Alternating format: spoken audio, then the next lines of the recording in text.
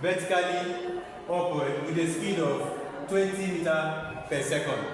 Now calculate the time taken to reach a maximum height. So assuming we have 2 points here, okay, the ball went up to H maximum, and the maximum height is H maximum, then this is the lowest level. This is the point where the ball was thrown. That's the lowest level, or what's called the minimum level. Okay, now it was thrown with a speed of 20 meters per second. So it means that the initial velocity is 20 meters per second. Okay, initial velocity, and that is u, which means u is equal to 20 meters per second. All right. Then at maximum height here, v is equal to 0.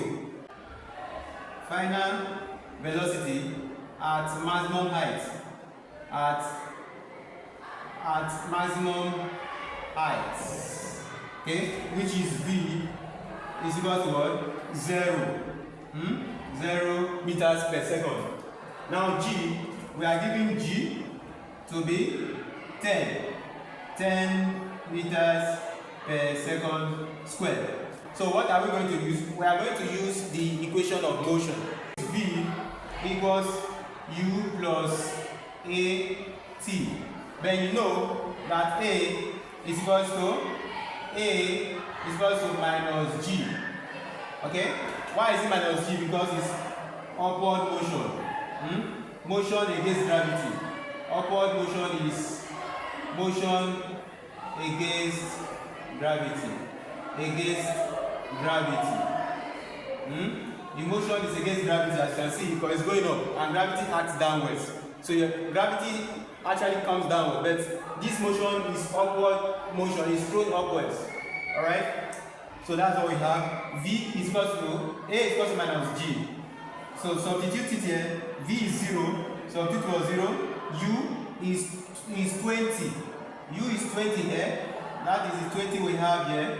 Then minus, okay, minus 10 times t. So this is what we have here. And we now have that 10t. If you bring this one here, you have 10t equals what? 20. What is now t? Divide both sides by 10. T will now be what? 20 divided by 10. And that gives us what? 2 seconds. 2 seconds. So this is the time taken to reach maximum height. Alright, that's what we are going to look for. So that is that for this question. Thank you.